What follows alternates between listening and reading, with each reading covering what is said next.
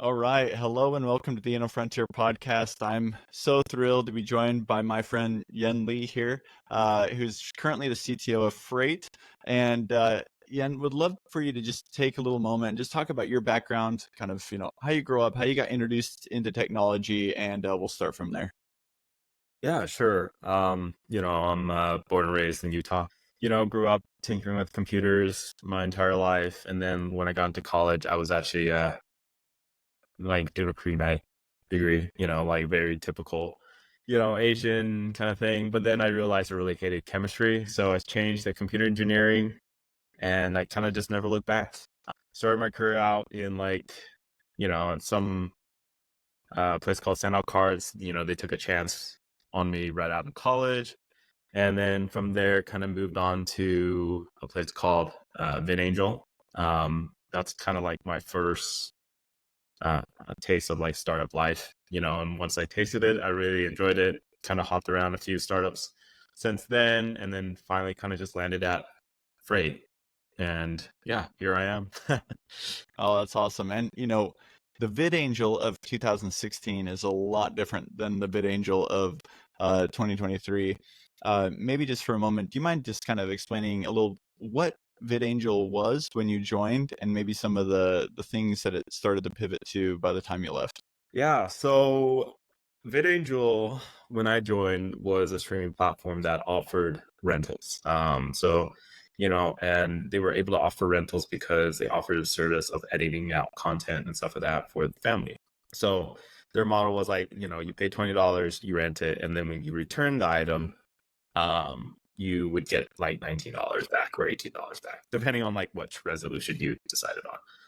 So they were vastly successful with that. Um, and they got a lot of attention. Disney, wasn't too happy about it and decided to sue them. So, you know, they had to pivot quickly, and I was there when we had to pivot. We moved to streaming and editing content off of Netflix. So, I was one of the first engineers to pioneer that platform. Is just pretty much running a stream in the cloud and then restreaming it to the user with the edited content. So there was that. They also pivoted to original content. There was also like dry bar comedy that was vastly successful. Once it took off, and then eventually the Angel Studios. So I kind of left around the time I wrapped up the streaming, and then I was feeling really burnt out. It was like my first startup burnt out. It was a really stressful time. CEO literally came to me and said, like, we have to get this done, or um we don't exist as a company. So like I was able to push through and get it done, but it really burned me out. So like I think that was the first time in my career where I'm like, man, I'm looking for a little bit more stable, and that was kind of like my next job. But then I realized at that next job that I wasn't a huge fan of stability, so I kind of jumped back into the startup world. um and then another platform that was vastly successful from VidAngel was like the fundraising. So I was on the team on the first platform with fundraising, right? To raise the $10 million, so like to keep VidAngel afloat.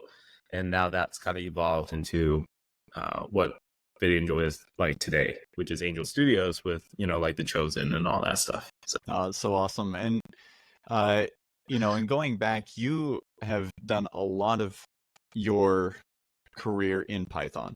yes. Can you kind of tell us a little bit about how you first got introduced to Python and about why you love it so much? um and it just happens to be my first programming language where my first job was, right? And it just kind of stuck with me. So I worked in Django, right? So Django was a major framework back in the day where there was like a massive following. Python has evolved a lot since then. I think where Django is still vastly popular, and I think there's still a pretty good place for Python and Django. Is moved towards like smaller frameworks, such as like Fast API and Python's like gone into the direction of like what's it called? Data sciencey stuff, which I don't have much experience. And as you look forward to the future of Python, what do you see? I'm really looking forward to like uh the Python touted itself as like a really typeless kind of framework where like types didn't really matter, but like it's evolved to types. With the newest versions of Python, they're starting moving to typing. A lot more support for typing and all that stuff. And a lot of people are like making Python way faster too. I think I look forward to the speed increases and stuff like that, because like Python's gonna be slower than like the compile language such as like C or C++ and all that stuff. So they're doing a lot of good work on making it like up to snuff with those other languages and stuff like that. Yeah, I can't agree more. It's funny though when you say like back in the day people used to use Django. It's kind of like, Yeah. I guess that is back in the day. Dang it, I'm old. I mean, people still use it. It's just not as popular as like these other frameworks such as like Fast True. API or Flask. People like liking more functional programming with like smaller frameworks and stuff like that. Mm-hmm. And you mentioned that your first job really took a chance on you, and I believe that was send out cards. Actually, I forgot to mention there was a previous one that was also Django called IDFL. It's actually one of my, I forgot to mention them, but like it was my fellow classmates' company. Like their family owned it or something, and they took a first chance, and then I got recruited out of there. But like I would say send out cards is my first like very serious one, right? Where it's like less of like I'm less of an intern, more of a full-time position. And as a young programmer, how did you position yourself to get that job? Like, what were some of the things that were working in your favor that you did to try and help stand out? I mean, people say fake it till you make it. I think that's somewhat true. I mean, like during these interviews, you have to. I mean, I wouldn't say lie, but like you have to speak with confidence in like what you are strong about. One really funny situation was like once I did get hired at SNL Cards, one day my manager found my resume and looked at it and said like, you know what, Yen, you know, your resume did not reflect your skill set at the beginning. As in like I wasn't as experienced as I said I was, right? But luckily enough, they all saw past that because like I think one of the most important things in your first job is to show that you are able to learn and work hard. And that's what I did. I worked my butt off every single day to learn Django and be like an expert in some areas and stuff like that. And even though I wasn't as skilled as I was for, what I was on paper, essentially. Yeah. Oh, that's great. You mentioned that, so you get a job after VidAngel because you're kind of burnt out of the startup life, quickly realize, oh man, I think I actually want to do the startup thing. Tell us a little bit about hopping back in and about, that company that you went to and that experience. Yeah. So the company I kind of hopped back in was a company called Cortex.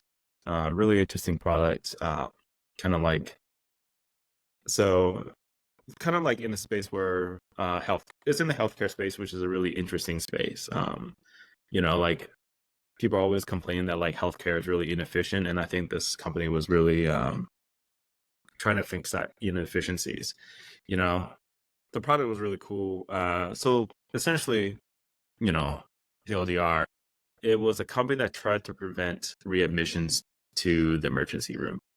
So insurance companies pay out a certain amount when you go to an emergency room. And if you get readmitted, that's like the worst thing that can happen because, it takes away from the insurance and stuff like that. So, and it also takes away from the payment for the hospitals, I believe. So the product was they would follow up on patients that got discharged and try to figure out whether they are at risk for going back to the emergency room, right? If there's like no, if they have to go back to the emergency room, they'll just go back to the emergency room and they'll take a hit. But like a lot of these situations where they would ask them like might be a better fit, like if they went to like a home health or like a home visit, where like a lot of these problems can be solved with like situations where it costs less, right? And the insurance and companies are willing to pay for that, right? So really cool product. I went there, helped, I did the best I can. With you know, I was stretched really thin. Like it was a lot of stuff that was newer to me. A lot of like these deeper layer Postgres and all that stuff, performance stuff, which I did take the time to study and stuff like that, but it was definitely a difficult challenge. It's also the first time I developed a mobile app for both Android and iOS, right? So I used like React Native to develop a mobile app for both platforms. It was like the first mobile app I ever launched in like a production environment. I was a solo dev on that, so that was Oh my definitely gosh. interesting. Yeah, And you really undersold it when you said you were stretched thin.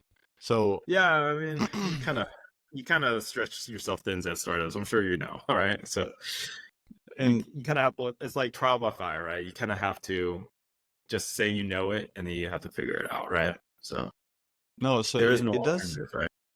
sound that at least you were able to get a pretty big level up in terms of experience, which is huge. So after Cortex, talk to me about the next couple moves and what you learned, and then we'll start getting into Frate. Yeah. So after Cortex, I went to a company called Calendar. I love my experience at Calendar. It really forced me to learn really quickly and level up my programming. That one, I was forced to like learn a lot of React, JavaScript, which even though I started out in Python, I really have a passion for React and JavaScript and stuff like that. So like calendar.com, it is what it is. Like the name is, it's a calendar app with scheduling, such as like, so like if you know Calendly, it's Calendly but with a calendar, right? And the hardest technical challenges there is like you're competing with Google Calendar, you're competing with Apple Calendar, you're competing with Outlook Calendar, right?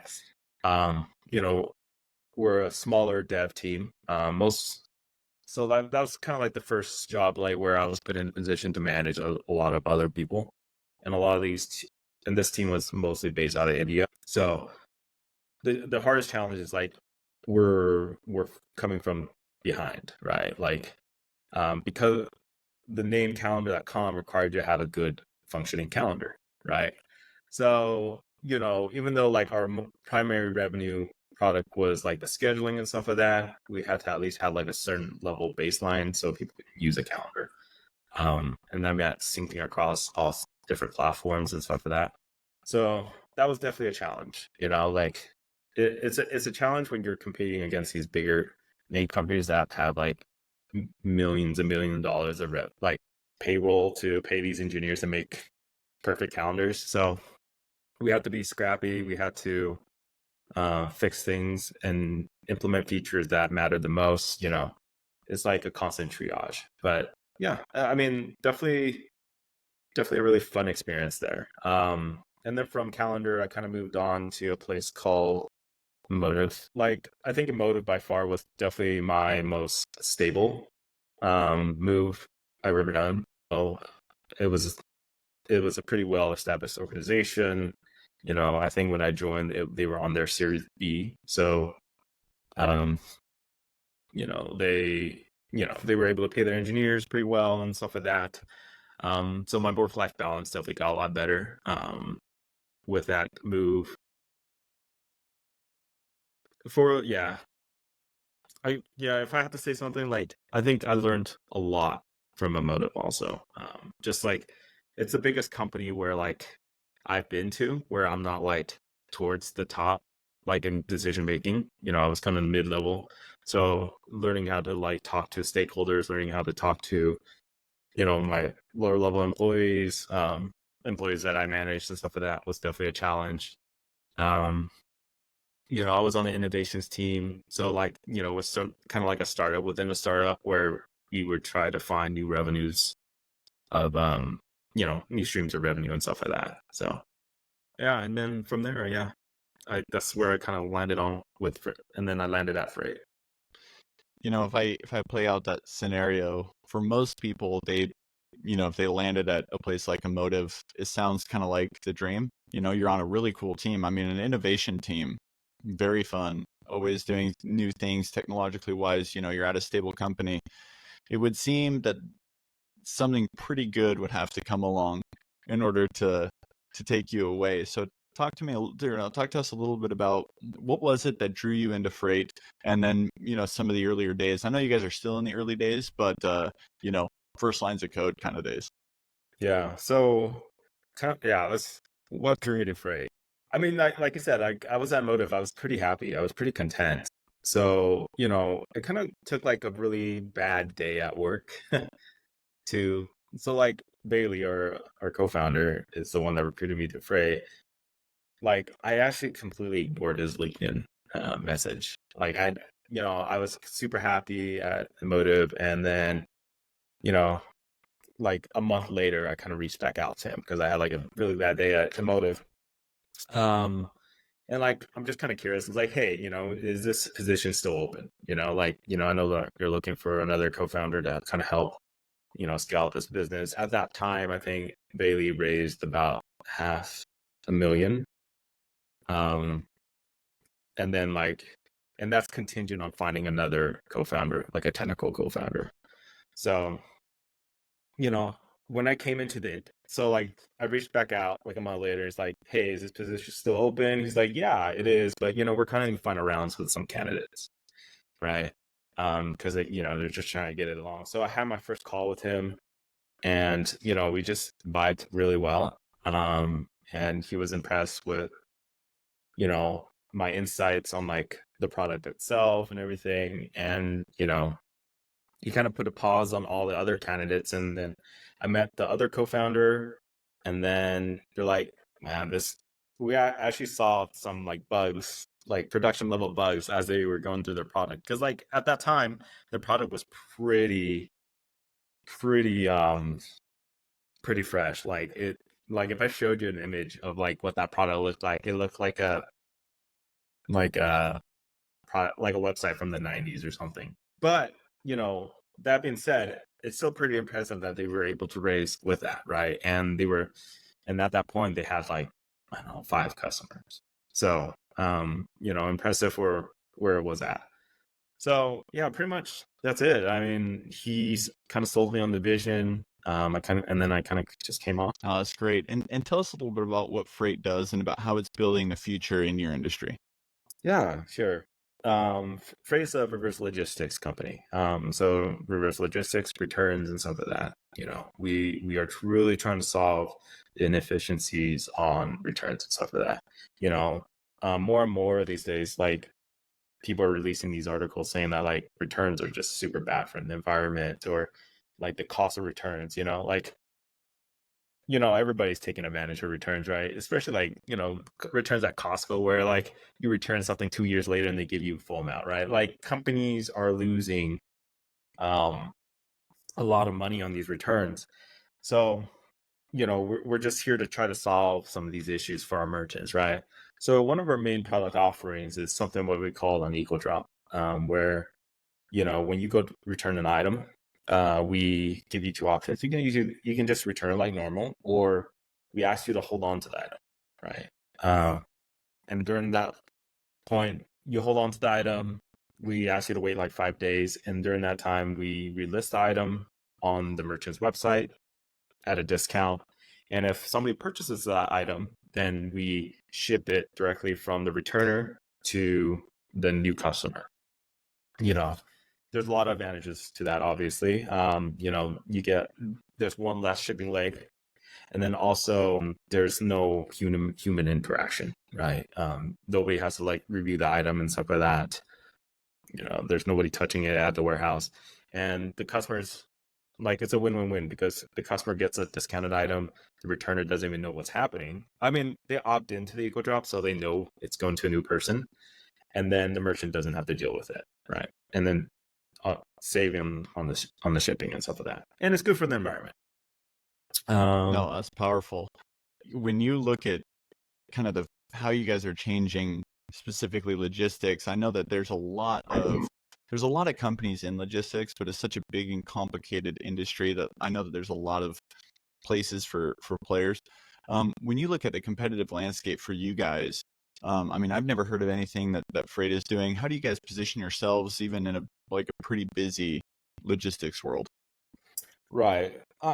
So we do have competitors, right? We have like how we do this is through like a returns portal. There's a lot of returns portals out there, um, that kind of like offer, like ways to streamline people's returns, right? But how we position ourselves from these people is like we want to save you money, right? So like how do other returns portal make money? They make money by incentivizing returns, right? Because the more returns that they take in, the more money they make. Because like per return, that's how much like some companies charge like $5 a return.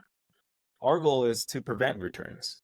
Like our goal is to make sure you never see a return. So like how do we do that, right? So like one is equal draws. Excuse me.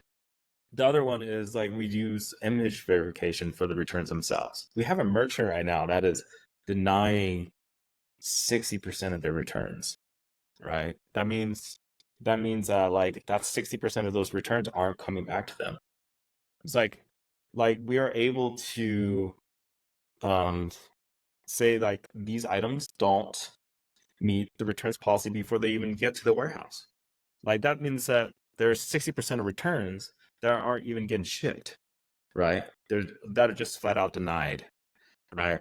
So like, yeah, image verification. So like the goal of like, so where do we get our money, right? Like, that's the most important. Like we do still charge by return, right? But our incentives are redirecting these returns, right?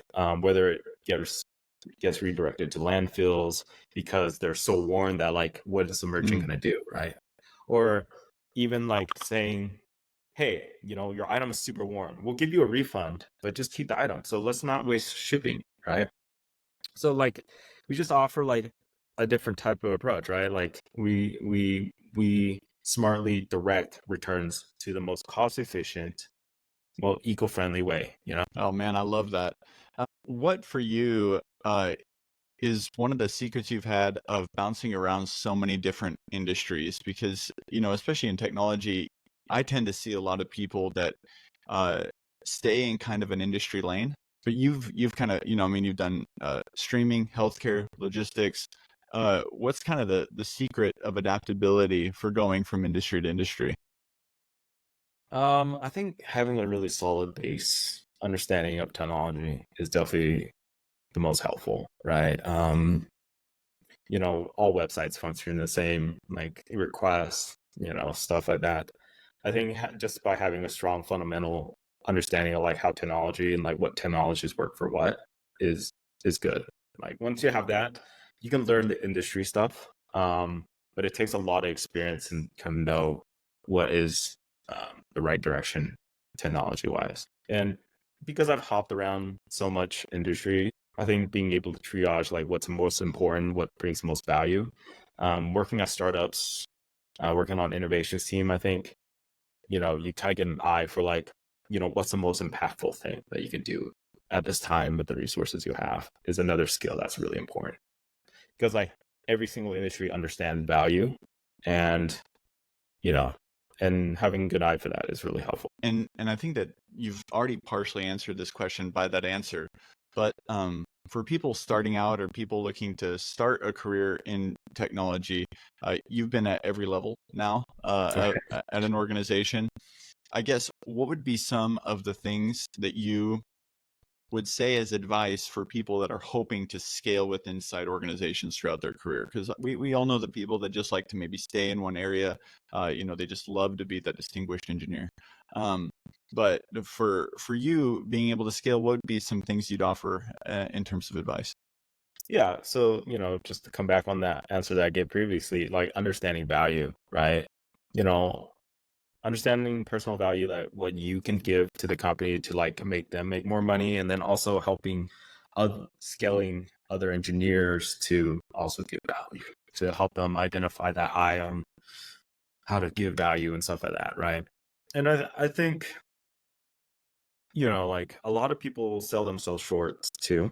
So being able to like communication is really important. It's like, um, I'm not saying that like document every single thing that you've ever done, but like it's important for the company to see like what kind of value you bring, right? So like letting like identifying and like logging all that stuff is important too, right? Because like you just spend, I don't know, 30 40 hours learning or and doing this value that brings the company a lot of money, but like if you don't communicate the value that you've brought, nobody's ever going to see that, and nobody's going to ever promote you or do that. So communication is also really important. It's like communicating what value you bring. No, that's powerful stuff. And then last question, outside of freight, what are some exciting technologies that you're seeing come out that you're excited for that are kind of coming in the future? I mean, I think everybody's saying this one. AI, is really really interesting. It's kind of scary at the same time, right? I've seen a couple articles where the models, like where they ask the AIs like, what is the best, what is a recommendation for the situation like this, and like somehow it always ends up in like war or nuclear bombs and stuff like that. So, AI is scary, but I think AI is going to be a really powerful tool. I use it on my every day to help me augment my coding and stuff like that. So yeah. No, that's great. Thank you so much for coming here, for sharing your wisdom and experience. And we're cheering on you. We're cheering on Freight, and hope to catch up again very soon. All right. I appreciate the time.